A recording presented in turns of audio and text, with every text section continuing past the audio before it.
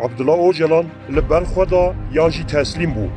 Li ser hatina Abdullah Öcalan a Tirkiye roja 15 Şubat'a sala 1990 de 23 sal derbas bûn. Di wan 23 salan da gelek caran pirsên Abdullah Öcalan ji dewleta Tirk ra çi got, çawa peywendî çêkir. Dewleta Tirk ji wî çi xwest? Öcalan li ber xwe da an jî teslîmî dewleta Tirk bû hate kirin. Gelek belge hene ku têkiliyên Abdullah Öcalan bi dewleta Tirk re eşkere dikin. Ger em wan bi kronolojî rêz bikin, yek di navbera 16 û 21 Şubat'a sala 1990 de îfadeya Abdullah Öcalan a li dozgeriyê. Du, axaftinên hevdîtinên Abdullah Öcalan ên bi parêzerên xwe ra ku bi salan di bin navê notên İmraliyê de hatin weşandin. Sê, îfadeyên Abdullah Öcalan ji Hesen Atîla Oğur ra gotî. 4. Nameyên veşartiyên Abdullah Öcalan ji PKK raşandî, lê mixabin em nikarin bigihêjin wan nameyan. Ji wan sê belgeyên ku em dikarin xwe bigihînin wan derbarê sekin û helwesta Öcalan li İmraliyê agahiyên gelekî giring didin me. Dema ku mirov li wan agahiyan dinêre tiştê derdikevite holê ev e. Abdullah Öcalan li hemberî dewleta Tirk tu berxwedan nekiriye û ji destpêkê ve qebûl kiriye tiştên ku dewlet jê bixwaze bi can û dil ew wê bike an ku Öcalan teslîm bûye. Ev agahiyên li ser helwest û sekina Öcalan ya İmraliyê ji aliyê dewlet û PKK ji raya giştî re hatin veşartin û hewil hat dayîn ku apo wekî berxwedanvanekê li zîndanê bênîşandan. Teslîmiyeta Öcalan hat veşartin û wekî li hengekê hat pêşkêşkirin. Ji ber ku Öcalanek qehreman dibe çavkahaniyeke ku her du alî jî jê sûr werbigirin. Ji bo vê jî rastiya Öcalan ji hemû raya giştî bi taybetî jî ji civaka Kurd tê veşartin. PKK zarokên 17 salî yên li Bakurê Kurdistanê ku nikarin li ber îşkenceyê xwe ragirin wekî sîxur û xayîn binavkirin. Bi dehan Kurdên feqîr û nexwenda ji ber tometa sîxuriya dewletê dikin ji aliyê PKK ve hatin kuştin. Her kesê ku ji PKK veqetiya û rexneyek li PKK kir bi sîxuritî û xiyanetî hatin tawanbar kirin. Lêbelê Abdullah Öcalan di daxuyaniyên xwe yên pêşî yên 16 û 21 Şubat'a sala 1990 de dema ku hat girtin bi dehan agahî li ser xwe û li ser rêveberiyên PKK û li ser sîstema PKK yek bi yek ji dewletê re gotin. An ku nepaniyên PKK hemû yek bi yek ji dijmin ra gotin û yanî îxanet kir. Yek ji rêveberên berê yên PKK Şemdîn Saqek ji aliyê PKK ve wekî xayînê herî mezin hat destnîşan kirin. Ji ber ku PKK dibêje Saqek agahî dayîne dewletê. Poşman bûye û teslîmî dijmin bûye. Lê di îfadeyên Şemdîn Saqek da bi qasî îfadeyên Öcalan ên 16 û 21 Şubatê yên li dozgerî ra gotin îtiraf û poşmanî nînin. Şemdîn Saqek derbarê sivîlên ku bi qasî Öcalan alîkariya PKK kirine agahî nedan dewletê. Lê yên ku Şemdîn Saqek wek xayînekê mezin îlan kirî, Abdullah Öcalan wek qehremanekê îlan kirin. Li derdora Abdullah Öcalan efsaneyekî berxwedanê ya mezin hate afirandin. Lêbelê ev her sê belgeyên giring ên ku me behs kirin rastiya Öcalan ya xwe teslîmbûnê eşkere dikin. Werin em li îfadeyên 6 rûpeliyê ku Abdullah Öcalan ji sê dozgerên dewleta Tirk ên bi navê Talat Şal, Nuh Metew, Hemze Keleş ên dozgerên dadgeha ewlekariya dewletê re dane binêrin. Di bin wan îfadeyan de îmzaya Abdullah Öcalan heye. Öcalan sucê çalakiyên întiharê avê ser rêveberên jin û çalakvana.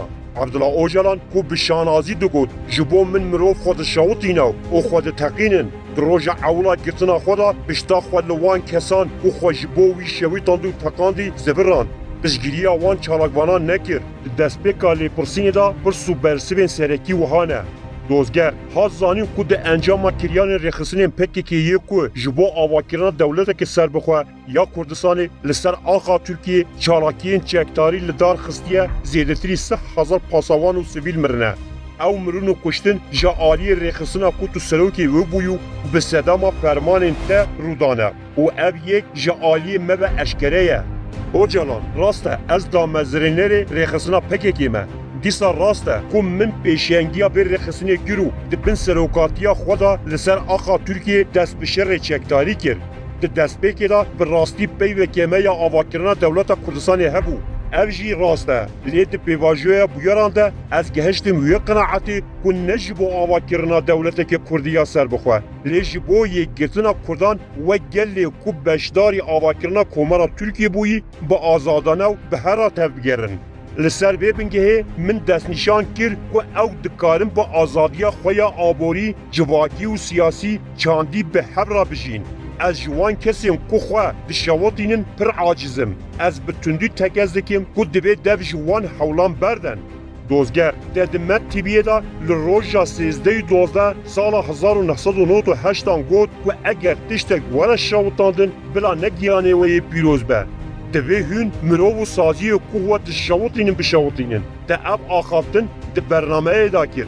پشتی وی آخافتناته چالاکبانک به ناو حمدیه کپان که به کودناوی بروار لوانه لدیجی وسایت که لشکری یا که پرسنل فرمانداری اولکاری جندرمیان تیدا بون ایرشی که خوکوشی پیک آنیو ده انجام دا 14 لشکر و ده ولاتیین ما بریندار بونو ولاتیه که سیویل جی مر ما اف گوتنا ده خواه نشاوتینن یه کوهین شاوتانده بشاوتینن دیجی فکره ده یا لسر بنگه آزادی و به حبر جیانی نینه او جلال راست من دمت تیبیه دا گو یم که هن شاوتاندی هن جوان بشاوتینن خواه نشاوتینن اف آخافتن یا منه هیا من جه هیا که اف آخافتنا من لدیجی فکر جیانا به هبره یا لی از دناوا مرجین دجوار دا بومو مهبستا من به آخافتنی نه ایریشا لدیجی هزین اولکاریا ترکیه براستی از برایدارین حریمی یم که اف چالاکی لدار خستی را آخریم من خواست کریارین وها نه این کرن من اف فرمان یعنی فرمان ایریشا لدیجی یکینین اولکاریا ترک جه فرماندارا میا حریم حکاری یا جن بناو کود پلشین دا براستی از ناسنامه یا پلشین به زلالی نزانم هر وها من گوت کود تعلیماتا گشتی ده لسر وی مجاری من گوتیه چالاکی خواکوژی نکن دوزگر هون دبیجیم که و پشت ایریشا حمدیه کپانه یا لسر ناوندا ارتشا باجا روانه به فرماندارا جن حریم پلشین را آخوی و فرماندا و جارک دن به بی رنگی ایریش نهی کرن